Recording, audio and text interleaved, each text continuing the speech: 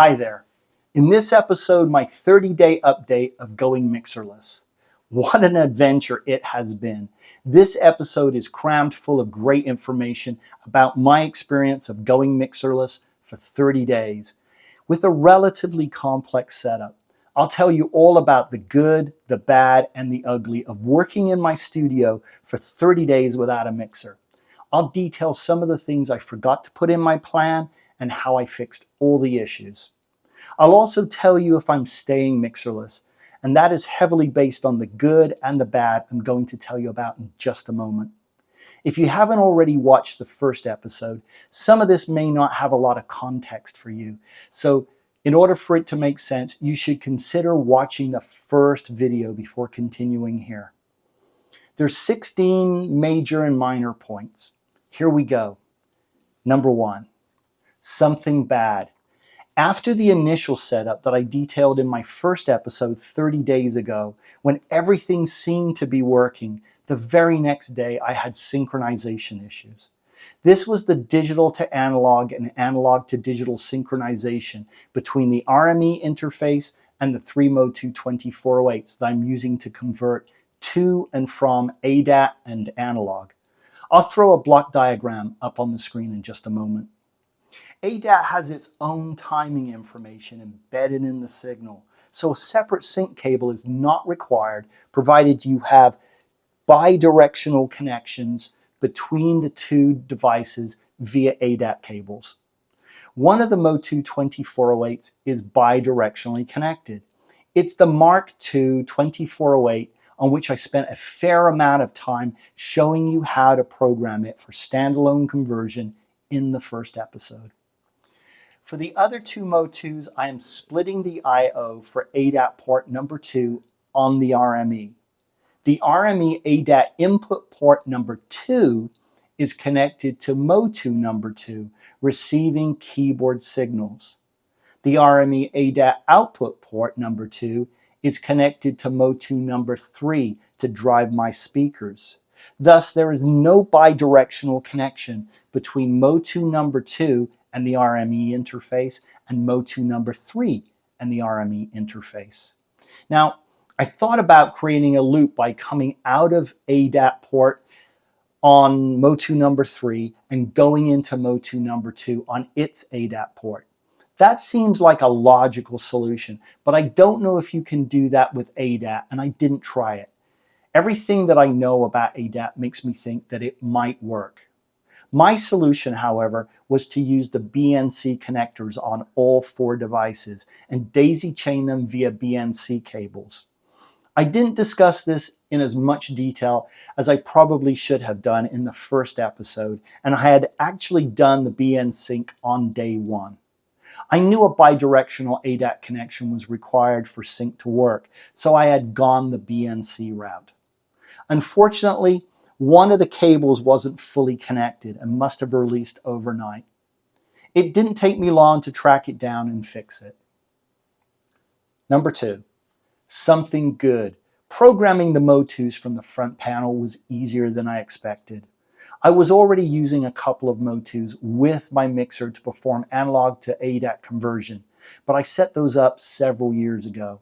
I wasn't sure if I'd remember how to set them up without digging out the manual, but I was. It was really easy, and I think I explained it pretty well in the previous episode about going mixerless. I also have another episode called More Analog Inputs and Outputs for Your Analog Interface on a Budget. It's all about how to use Motu 2408s for inexpensive standalone single direction conversion from ADAT to analog or analog to ADAT. They'll also convert TDIF as well. Number 3, something bad. I have 5 PC computers in my studio. I had forgotten to set aside inputs on the RME interface for all of them. I'm out of inputs pretty much, so I may have to use a patch bay or perhaps put away 1 or more keyboards or modules that I'm not really using. On the other hand, I don't really use those PCs that much anymore for audio purposes, so I simply may not connect them for audio. I'm thinking about getting a Threadripper system and putting one together at some point, and that'll probably take care of a lot of my issues. Number 4, something good. You know from the first episode, I was setting up speaker sets using snapshots. While setting up the Total Mix software, I created a mute all snapshot. It instantly sets all inputs and outputs to -infinity. Originally, I had named it Panic, but I renamed it Mute All to be more in line with audio terms rather than MIDI terms.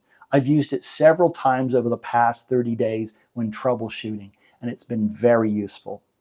It's like a master mute control for my entire audio system. Number 5, something stupid, because this was my error and a very simple fix.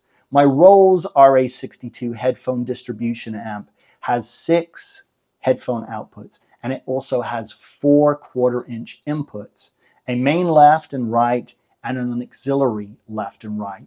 It's the second to last rack unit on the bottom of one side of my 2-tier rack. I connected the left main and the left auxiliary instead of the left main and the right main.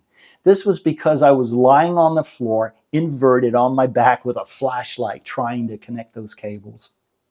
It was a quick fix. Number 6, an insignificant fix. I renamed the MPX 500 hardware effects loop in Total Mix to read MPX 550. Number 7, something ugly. This is the first big issue, and I've already implemented a solution. When I worked with a mixer, there was no particular order to how I would turn on or off all the devices in my studio. I have 3 floor power bars and 3 Furman rack power bars. You're probably familiar with how your speakers can pop when you turn on equipment if your speakers are already turned on. Some of the manufacturers, especially on higher end gear, build in a time delay on some devices like audio monitors. This way, if you have a small studio, you can have all your gear connected to a single power bar. When you turn the gear on via the power bar, the keyboards power up instantly while the speakers wait a few seconds and then power up. This way you don't get a pop to your speakers. My Mackie HR824 studio monitors have about a 2-second delay when you turn them on. Moreover, the Yamaha 01V96i digital mixer I had been using has a long boot up cycle. I've never timed it, but it has to be at least 30 seconds long, and I had always turned on all my power bars within that boot up time. Most of the sound sources and the audio monitors were connected to the mixer, and my studio monitors never got popped. Popping your studio monitors is never a good thing.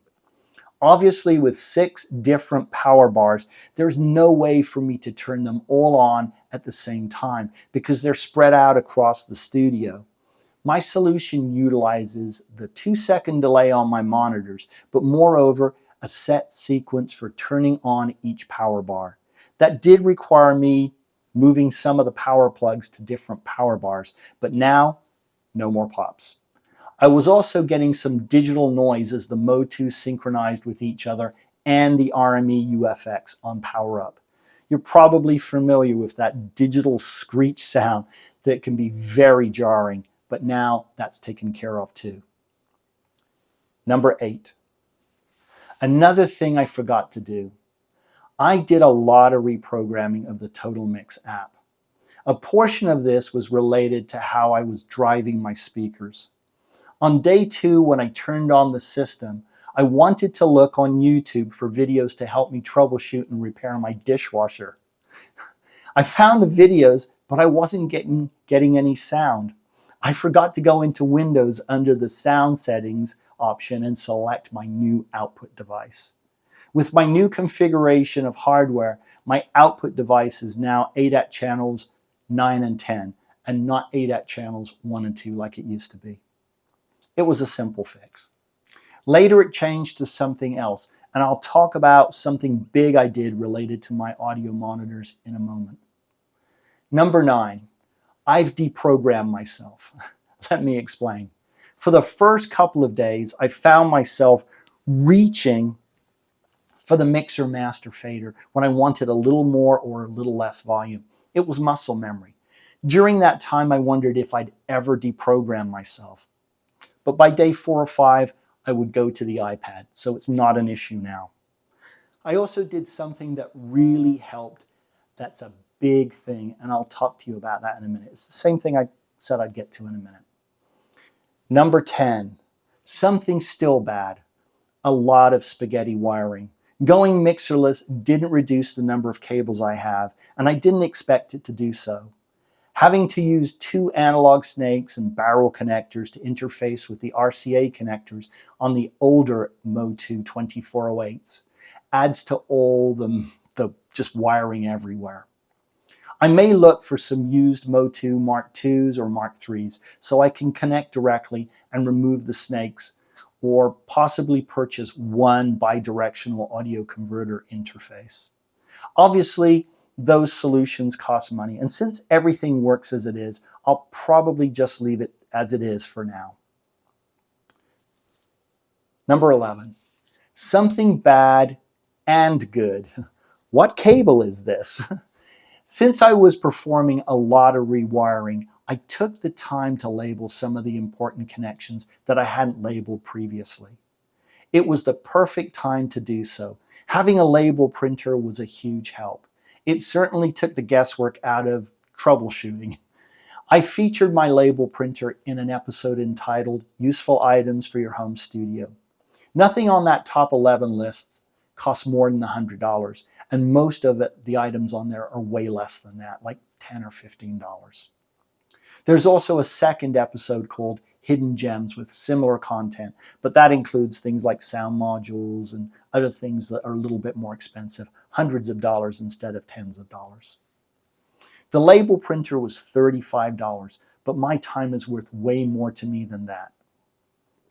Number 12, something I forgot, or actually something I forget when I leave the studio. A couple of times I've forgotten to turn off the rack gear in the studio. When I was using a mixer, the mixer display was lit up, and it was obvious, reminding me to turn off the power bars in the rack, which also controlled the mixer. Now the mixer is not there as a reminder. I've forgotten a couple of times. I probably just need to consistently remember, and then it will become ingrained. And in fact, an update to that is I'm not having that problem anymore. Number 13, something not terribly bad. The controls for Total Mix on the iPad 9.7 I'm using can be a little small for some of the functions. There is a zoom option that makes the controls a usable size. However, I don't need to use the iPad that much, so it's not a big deal. If I were still doing a lot of acoustic source recording like I was when I was writing a lot of pop and country and creating demos, I would definitely get a larger tablet. If that's your use case, you will probably benefit from a larger iPad. You're going to find it a plus. I did try Total Mix on my iPad Pro 12.9 inch, and it's a lot better. It's pretty close to twice as much screen space, meaning the controls are almost twice as big. It's about 75 inches versus 43 inches on the smaller iPad. I may pick up another used iPad 12.9, but right now the smaller 9.7 iPad works fine for my score and composing activities, and there are other items I need to budget for. Number 14, something good. Being able to pick up the iPad with Total Mix and walk around the studio has value. I can check and change levels and panning, check to make sure left and right are correct, which was very helpful during the initial configuration of Total Mix. I can pick up the iPad and move it to the keyboard tier over here, which has 3 keyboards on it. I haven't done it much, but it's possible and it can be useful. Number 15, something very good. And this is the big thing I said I would come back to later. Originally, I had wanted to incorporate the main XLR outputs on the RME interface. These are analog outputs 1 and 2. The reason is that the big knob on the front panel of the RME UFX defaults to controlling the volume levels of outputs 1 and 2. Using these outputs and sitting at the Kronos composing, I could just grab a knob and turn it for a little more or a little less volume, just like I used to do when I had my mixer there and I would use the master fader. It's a simple tactile experience. The issue was that I decided to use ADAT out from the RME, converted through a Motu 2408 to drive my speakers in stereo and 5.1 surround sound. And that was the original setup in the first episode about going mixerless. About 3 days after publishing the previous episode, I had an epiphany. My Mackie HR824 Mark I studio monitors have 3 audio connections: XLR, quarter-inch, and RCA. What is even cooler is they can all be connected at the same time. Now, you probably shouldn't send a signal to all the inputs at the same time, but this gave me great flexibility. I'm using the quarter-inch outputs from the Motu to drive all the Mackie audio monitors using their quarter-inch inputs. I simply connected a pair of XLR cables from the RME UFX output channels 1 and 2 to the XLR inputs on the 2 Mackies on either side of my Kronos. You can see those behind me. Programming the Total Mix app was a breeze. I have a snapshot now that sets the audio monitors to receive a signal from the RME UFX outputs 1 and 2 when I'm sitting at the Kronos, and I can use that master knob on the front of the interface to get a little or less volume.